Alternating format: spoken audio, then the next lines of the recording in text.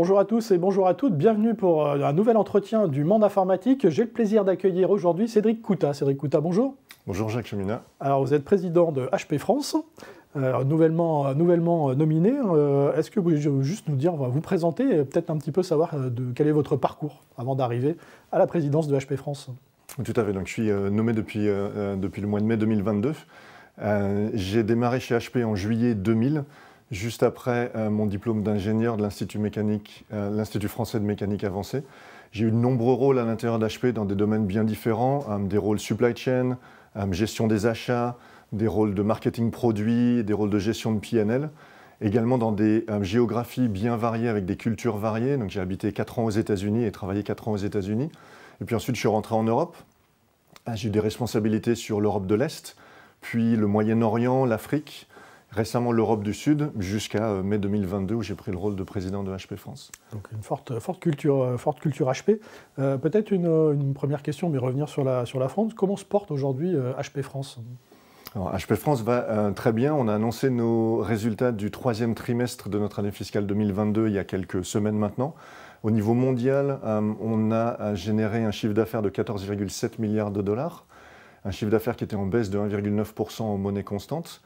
Une performance financière solide, même si un petit peu en dessous des attentes du marché. Et après, si on regarde plus précisément la France, on a eu des gros défis. On a eu d'abord le taux euro-dollar, on a eu l'agressivité des prix sur le marché, et puis on a eu également, côté HP France, quelques soucis d'approvisionnement sur certaines lignes de produits. Je pense particulièrement aux stations d'accueil, où ça a été compliqué les derniers mois. Fort heureusement, on est en résolution et dans les semaines qui viennent, ça va se réduire. On va revenir un petit peu après sur cette question sur la pénurie de composants.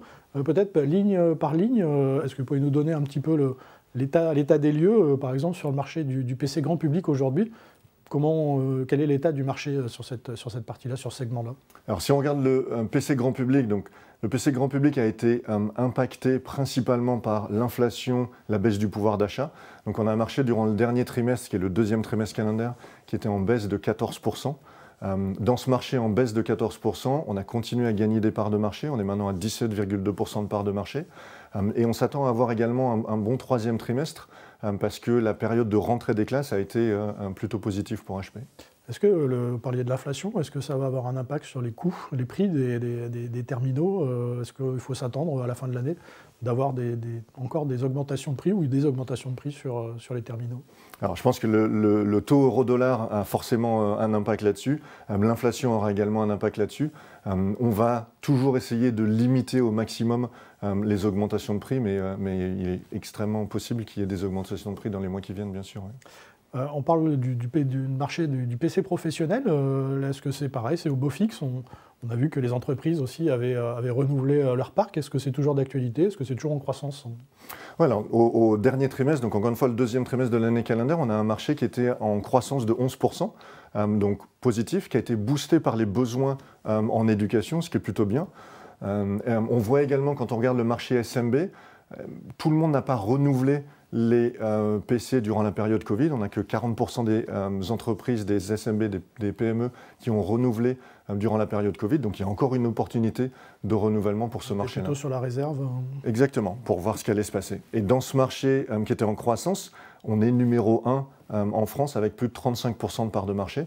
Donc on se porte également bien dans ce marché-là. À l'intérieur, il y a aussi ce qu'on appelle les stations de travail, les workstations. C'est aujourd'hui pareil, même question sur ce segment-là, où vous en êtes et puis quel est l'état du marché? C'est un segment sur lequel on a souffert d'un point de vue approvisionnement. Donc on a eu des soucis d'approvisionnement sur les workstations, sur les stations de travail qui ont impacté notre performance. Maintenant, ça s'est résolu. On n'a plus ce souci-là. On voit la demande qui est là, même si, et je pense qu'on en parlera aussi, même s'il y a des besoins différents sur la virtualisation, mais on continue à avoir des demandes sur les workstations et on est toujours très bien placé sur les stations de travail en France également. Et puis on parlera des services tout à l'heure, mais on peut rester sur la partie terminaux, sur la partie hardware, la partie impression. Pareil, un état des lieux du marché. Alors sur la partie impression, aussi bien professionnel que grand public. Sur la partie professionnelle, le marché est en baisse de 8%. Dans ce marché en baisse, on gagne de la part de marché. On a gagné 2 points de part de marché pour atteindre 25%. Sur la partie grand public, on a aussi un marché en baisse, mais 2%. Et dans ce marché en baisse, on a continué à gagner des parts de marché. On a gagné 5,5 points et on atteint 47,6% de parts de marché. Et ce marché grand public sur la partie impression est très intéressant.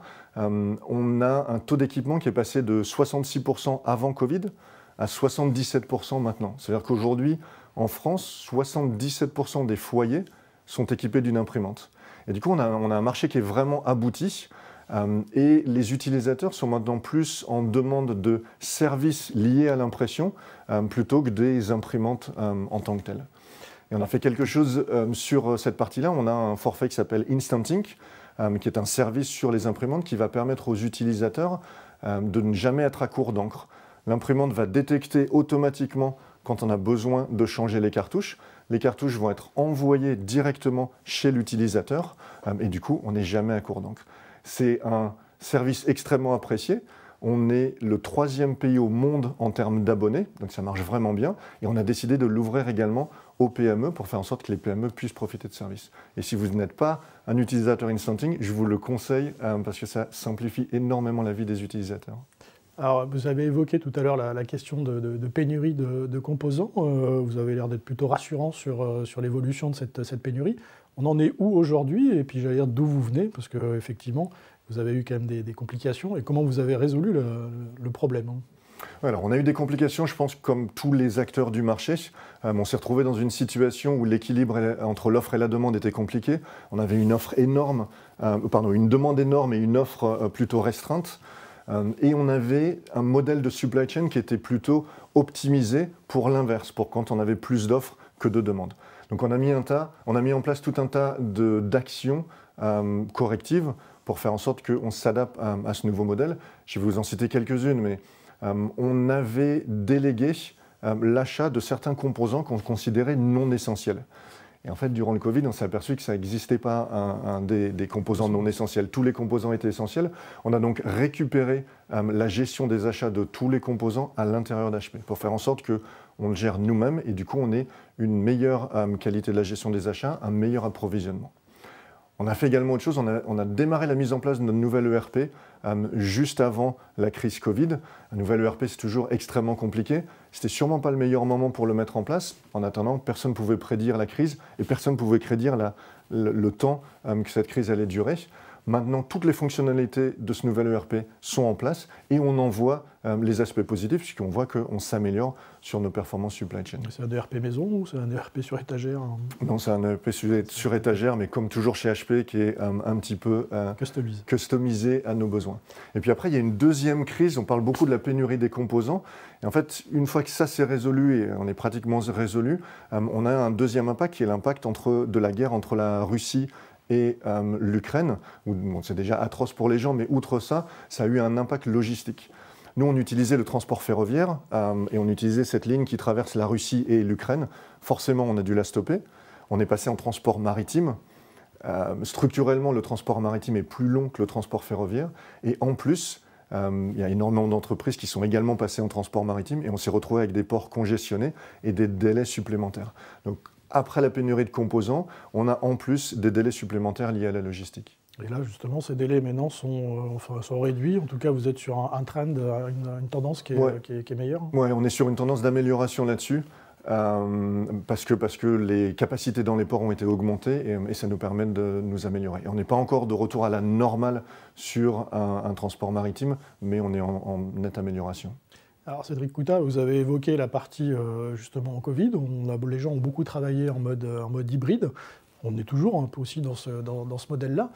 Est-ce que vous êtes adapté, en tout cas vous avez adapté les PC sur justement cette nouvelle vague de travail hybride?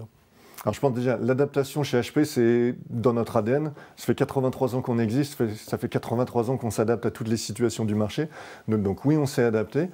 Et on s'est adapté sur deux besoins dus au mode hybride. Donc le mode hybride, encore une fois, c'est on travaille de la maison, on travaille du bureau, on travaille des transports en commun, on travaille d'un hôtel. Comment est-ce qu'on fait pour s'adapter à ça? On voit deux besoins clés, un besoin utilisateur et un besoin DSI, direction des services d'information.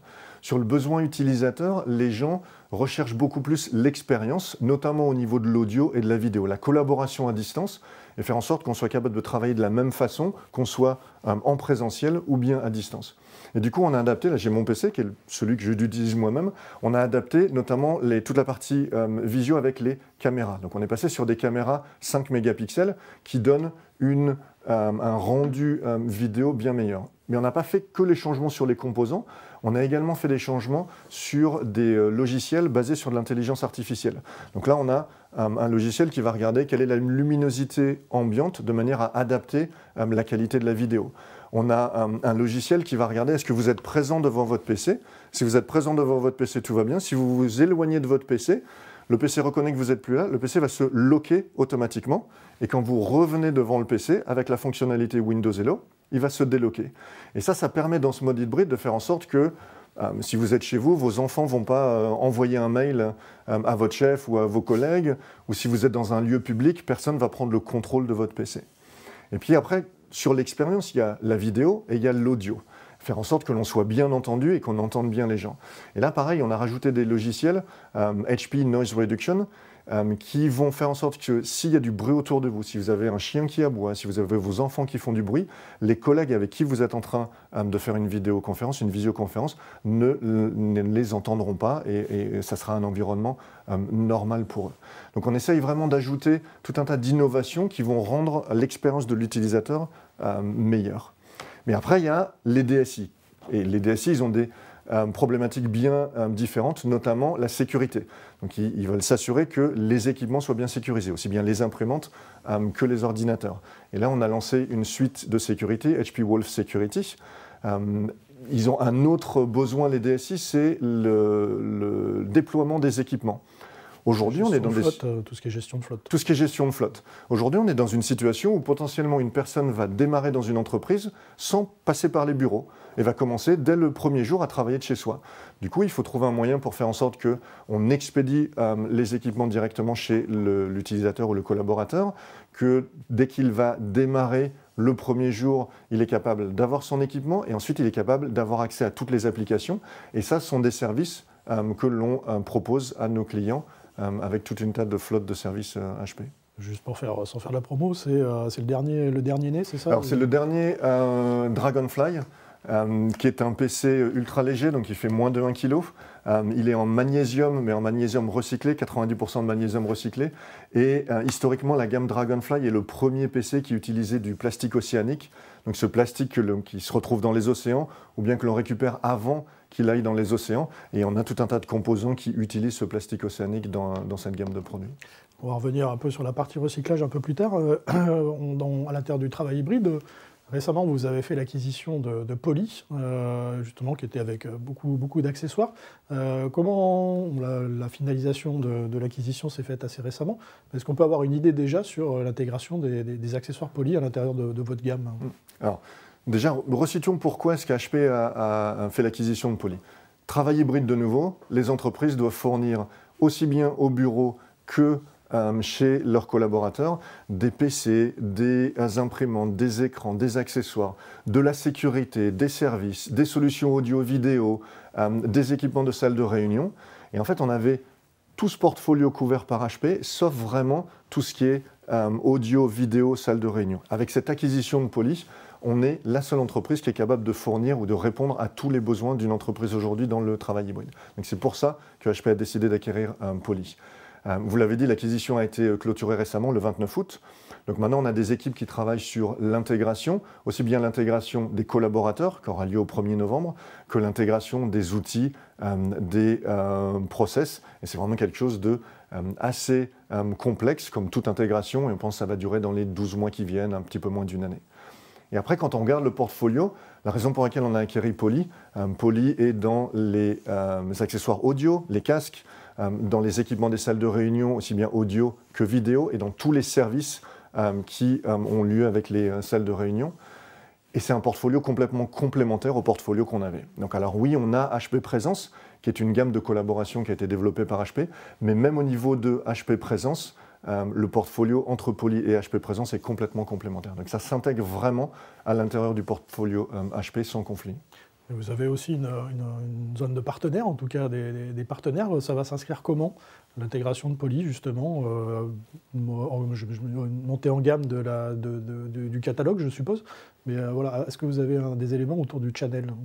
Ouais, alors, donc là, toute l'équipe est en train de travailler, l'équipe intégration est en train de travailler là-dessus. Maintenant, la première chose, ça va être le plus simple possible pour nos partenaires. Et on a deux cas. On a un cas où le partenaire est un partenaire spécialisé audio, vidéo, Poly, qui ne travaillait pas avec HP. Du coup, il sera intégré dans la liste des revendeurs HP. Et on a un deuxième cas où c'est un partenaire qui travaillait et avec Poly et avec HP. Et là, pour ce partenaire-là, ça va être encore plus simple, parce qu'au lieu d'avoir deux fournisseurs à gérer aujourd'hui, il aura un fournisseur à gérer dans le futur. Et encore une fois, tout le travail d'intégration là, qui est en train d'être fait, c'est faire en sorte que cette intégration soit le plus transparente possible pour nos revendeurs, mais également pour les clients finaux. Alors vous avez parlé tout à l'heure de la virtualisation, quand vous parlez des stations de travail, on entend beaucoup parler du DaaS, de Desktop as a Service. Quelle est votre stratégie dans ce domaine-là? Alors, avant de parler de Desktop as a Service, si on peut parler service 2 minutes, on parle beaucoup des transformations, on parle beaucoup des demandes d'expérience des utilisateurs. Aujourd'hui, les utilisateurs veulent transformer l'expérience vers du service. Historiquement, chez HP, on avait une division imprimante, une division ordinateur. Maintenant, on a rajouté une division service. On a une organisation dédiée dont le seul but est de mettre sur le marché les services liés aux besoins du marché, aux besoins des clients. Et donc maintenant, on a une offre de services qui couvre la totalité du cycle de vie des produits, aussi bien sur l'installation que sur la maintenance, que sur la protection ou que sur le recyclage ensuite. Donc c'est vraiment, le but, c'est d'offrir tous les services possibles que nos clients, que nos clients ont besoin. Et si on regarde plus sur la partie Desktop as a Service, donc Desktop as a Service, qu'est-ce que c'est? C'est un moyen de fournir de manière sécurisée des environnements de travail en alliant le cloud computing et les terminaux. On a racheté une compagnie qui s'appelle Teradici en 2021 et on vient de mettre sur le marché une offre qu'on appelle HP Anywhere et cette offre est basée sur les technologies Teradici. Alors qu'est-ce que c'est? C'est relativement simple, ça permet aux utilisateurs d'accéder aux applications de leur entreprise depuis n'importe quel endroit, depuis n'importe quel terminal aussi, ou device aussi, et de manière complètement sécurisée. Et surtout de manière évolutive. Si on a un besoin de performance supplémentaire, on a un abonnement mensuel ou un abonnement annuel, on va du coup changer cet abonnement pour avoir un besoin, pour avoir ces performances supplémentaires. Est-ce que ça peut être une réponse? Tout à l'heure, vous parliez des SMB justement qui avaient peut-être du mal à s'équiper. Est-ce que ça peut être une orientation plutôt que de renouveler le parc parce qu'on sait qu'avec l'inflation ça peut augmenter? C'est le genre de service qui pourrait Oui, tout à fait. On peut imaginer une petite entreprise, 10 postes, qui a un besoin de CAO pour les 6 prochains mois. Dans le passé, il aurait fallu acheter une station de travail, ça a un coût, la déployer dans les bureaux, ça a un coût. Maintenant, on est en travail hybride, donc potentiellement, il fallait en acheter 2 des stations de travail et la déployer également chez l'utilisateur. Avec HP Anywhere, plus besoin de ça. On change son abonnement, on passe sur un abonnement avec plus de performance et on est capable, depuis un ordinateur standard, d'avoir accès aux performances d'une station de travail sur une machine à distance et qui est mutualisée. Donc on a la même expérience pour l'utilisateur, la performance dont on a besoin à un coût bien moindre. Et aujourd'hui, vous avez des clients, c'est des profils types, justement Oui, tout à fait. Les clients SMB sont vraiment les clients que l'on target avec cette nouvelle offre. On a parlé tout à l'heure de la partie Vol Security, c'est un volet, la sécurité informatique devient de plus en plus prégnante et importante. Qu'est-ce que vous intégrez justement dans cette plateforme, en tout cas dans cette suite Vol Security? On a parlé de la gestion de flotte, est-ce qu'il y a d'autres éléments qui sont liés à la sécurité? Donc, quand on parle de sécurité, la sécurité des endpoints, donc de votre ordinateur, de votre imprimante, est extrêmement importante. Aujourd'hui, on a 70% des cyberattaques qui ont lieu sur le endpoint. Du coup, c'est extrêmement important d'avoir des solutions de sécurité. Donc, on a mis HP Wolf Security. Si on regarde 2 fonctionnalités qu'on va avoir au travers de HP Wolf Security, il y a une première fonctionnalité pour protéger justement vos endpoints qui n'est pas basée sur la détection, qui ne va pas attendre la détection, qui est basée sur les principes de Zero Trust, avec une technologie de micro-isolation. Donc, vous recevez un fichier, vous voulez ouvrir un fichier, vous recevez un document, un lien dans un email. Quand vous l'ouvrez, ça va être ouvert sur une machine virtuelle et donc pas sur votre PC à vous. Une sorte de sandbox. Exactement, une bulle complètement isolée dans laquelle le document que vous vouliez ouvrir va être ouvert. Donc vous, en tant qu'utilisateur, vous voyez le document comme si de rien n'était.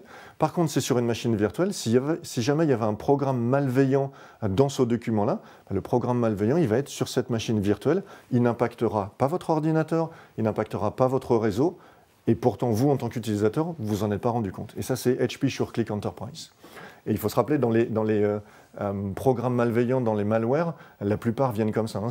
On ouvre un email avec un PDF à l'intérieur et il y avait un programme malveillant dans le PDF. Donc ça, c'est vraiment dédié à ce type de cyberattaque.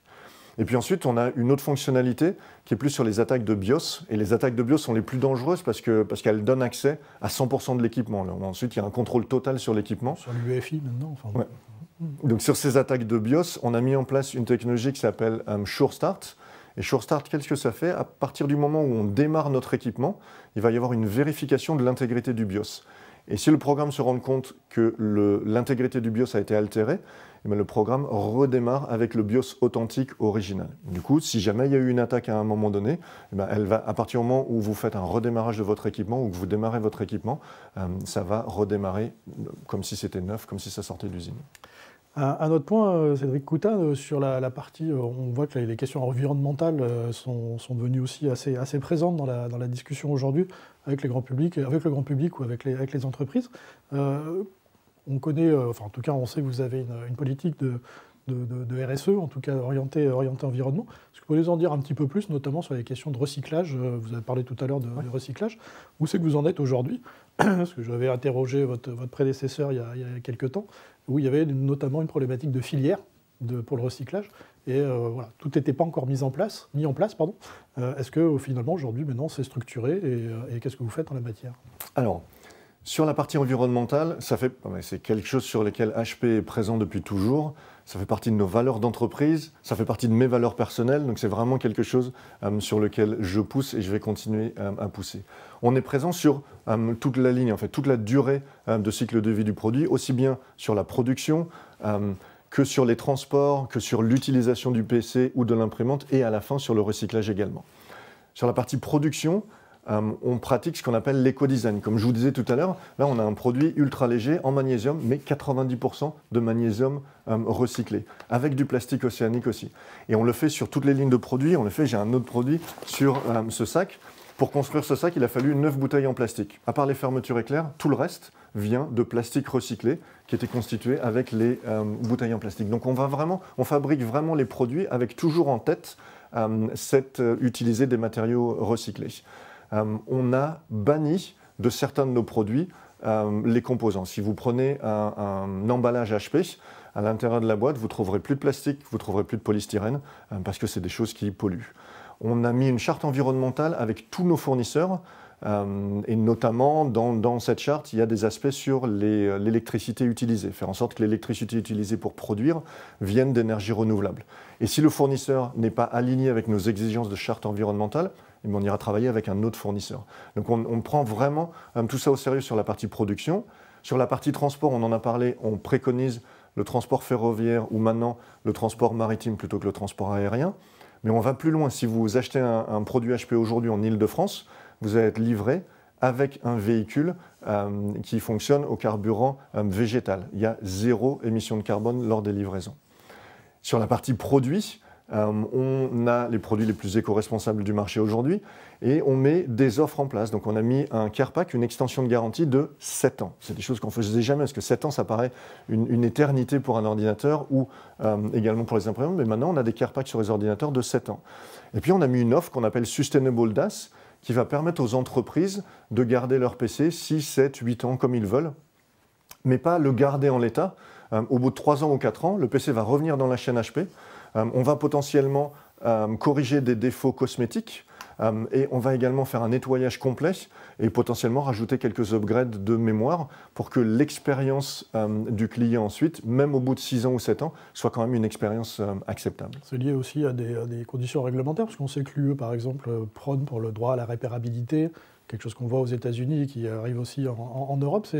C'est quelque chose, c'est aussi dans cette démarche-là que vous inscrivez? Alors, ce qui est intéressant, c'est qu'on a commencé tout ça avant les réglementations et avant que le gouvernement nous force dans cette direction. Mais du coup, oui, on est déjà prêt, on a déjà ces offres-là en place. Et il y a une autre offre qui est aussi en ligne avec les réglementations qui sont en train de nous pousser sur la partie impression et recyclage. Dans une usine à Liffré en Bretagne, donc en France, on recycle certaines de nos cartouches de tonnerre. Et en fait, on récupère les cartouches de tonnerre, on les fait passer dans l'usine, on recrée une cartouche neuve à base des cartouches anciennes recyclées. Cette cartouche neuve, elle répond aux exigences de qualité des produits HP et ensuite elle repart chez un client. Et on avait un problème, et vous en parliez tout à l'heure, qui était la collecte. On n'arrivait pas à collecter suffisamment de ces cartouches de tonnerre. Donc là maintenant, on travaille avec la coopérative sociale Atelier du Bocage de manière à augmenter le volume de collecte que l'on est capable de faire. Et là, on a deux impacts. On a un impact environnemental positif, et puis on a un impact sociétal également, puisqu'Atelier du Bocage emploie des personnes en réinsertion. Donc encore une fois, avec toujours en tête notre ambition d'être l'entreprise du secteur IT la plus éco-responsable.